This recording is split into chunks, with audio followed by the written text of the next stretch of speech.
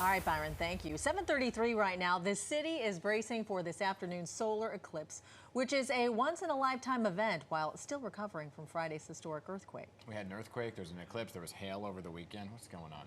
24 aftershocks have rattled the Tri-State area, leaving behind structural damage, sparking some concerns about future earthquake notifications. Inspectors were out all weekend surveying the damage. So joining us this morning to talk about all of this is Zachary Iscol, the Commissioner of the city's Emergency Management Office. So Commissioner Iscol, great to have you here. Always great to be with you guys. Thanks for having me on. So we'll get to the eclipse in just a second. Let's talk about the earthquake, the strongest earthquake in our area in over 140 years, right? We all felt it Friday, obviously the last one in 1884. The big question here, and I know you've answered this question before, is about the notification that went out. Right. It went out significantly after the earthquake. Right. And some are saying, why didn't it go out sooner? What is your answer for why it couldn't go out sooner? Yeah, it's a great question, and I appreciate you guys asking it. And look, like all New Yorkers, I understand the concerns. What I will say is in other parts of the country where they have a lot of earthquakes, the federal government, USGS, has a program called Shake Alerts that sends out immediate notifications based on, underground seismic activity. Yeah. That's something that the federal government is looking to expand to other areas. I think Alaska, Hawaii, Nevada, places with a lot of earthquakes. Something certainly that we're going to ask our federal partners about expanding to the East Coast, but we don't have that system here on the East Coast. What we do have is the alerts that we sent out, and really what we were focused on immediately after the earthquake happened on Friday morning was, what are the impacts, right? Do we have to worry about building collapses? Do we have to worry about something happening at our schools? I'm a parent. It was one of our #1 concerns. Are there things happening in our subway systems, at the airports? So we were immediately checking in with all of our partners, and then that drives the notifications that we need to send out, because you only get so many chances to alert the public.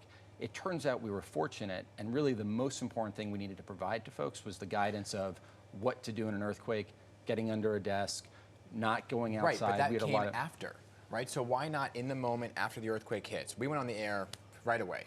Why not send out the alert saying, hey, there was an earthquake, more to come? This is way, what it is. This way folks know what's going on, because in a city like New York, even us in the media, we stood up right away saying, was there an explosion of some kind? You never know when a building rattles. Why not send it out right away and then say more? First off, when the earthquake happens, right, we never want to get ahead of our federal partners, right, in terms of the notifications. They're the ones that confirm what it is, whether it's some sort of weather event, whether it's an earthquake, whether it's an act of terrorism.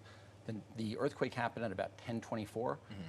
USGS confirmed that it was an earthquake at 10:34, 10:35, right? It took them about 8-10 minutes to confirm with us that it was an earthquake. At the same time, the thing that we are most concerned about is, what is the most important message to get out to the public? Do we need to tell folks to stay off of the 911 systems because we're crowding the system? Do we need to tell folks to stay off the roads because we need to get first responders somewhere, or because there's a major gas rupture or steam pipe, or that's a dangerous condition for folks? And that's the #1 we're thinking about in terms of public messaging. Everybody knows that there's an earthquake. Everybody felt the earthquake, right? And then it's a question of what's the most important. It turns out a lot of the stuff incoming we're having was people who did not know what to do. We were getting requests from, even hospitals. Do we need to evacuate our building? We were getting requests from people about, what do you do? And so the message that we ended up putting out was that. Now, I think one of the things that we can do a lot better going forward is making sure New Yorkers have the information and know what they need to do in an earthquake. Exactly. So every October we do something called the Great Shakeout. I encourage you guys to do it here. If you don't already do it, we do it at our office. We try and promote it around the city. It's a Earthquake Awareness Day in the city. But I think things like that, making sure people know what to do during an earthquake, before an earthquake, that we need to prepare for aftershocks. Those are some of the things that are really important. But that's the thing. It doesn't happen here all that often, obviously. So a lot of folks are wondering, how safe are we? I mean, are our buildings, are our bridges, are our tunnels built to be safe enough to withstand an earthquake? So there were changes to the building code that were made in '95 and '96. There were some laws that were passed. There's about 50 pages in the building code that explain how they sort of build buildings to a seismic load. It's not based off of the actual magnitude of the seismic load. It's for a variety of reasons.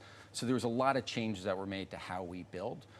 I think if we had an earthquake of a certain impact, that's going to be there are going to be significant impacts to that. But we did make changes about 25, 30 years ago to how we build in this city.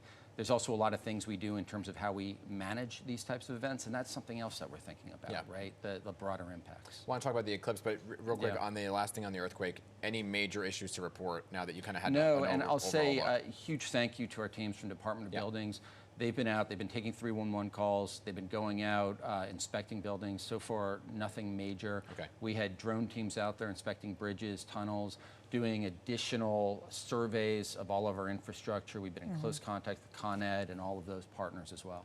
All right, so let's talk about the eclipse right now, because Yeah. this is happening. People are saying if people might pull over their cars, whatever it may be. How are you guys preparing? What are you anticipating will be maybe the biggest disruption between the hours of 2 and 4 p.m. for the city? Yeah, so I think one thing is we just want to encourage everybody to be safe, right? Don't look directly at the sun. Make sure you have your certified glasses on and that you are aware of your surroundings. I think that's something else. You know, there's been a lot of great work statewide being done to prepare for this event. Here in the city, certainly traffic, people who are distracted, people coming out into the streets, crowding in certain areas. So just make sure you're aware, make sure you're using the glasses, but also what an incredible opportunity. I know you said it's a once-in-a-lifetime opportunity. Yeah. I hope for me it's not. I mean, I hope I'm here in 2079, Yeah, exactly. you know, when we have the next full eclipse, but be safe, but also enjoy this. It's an incredible, incredible event. Well, Commissioner Iscol, thanks for coming in. Appreciate it. Stay safe. Wear those glasses today. You too. Thanks so much. All right.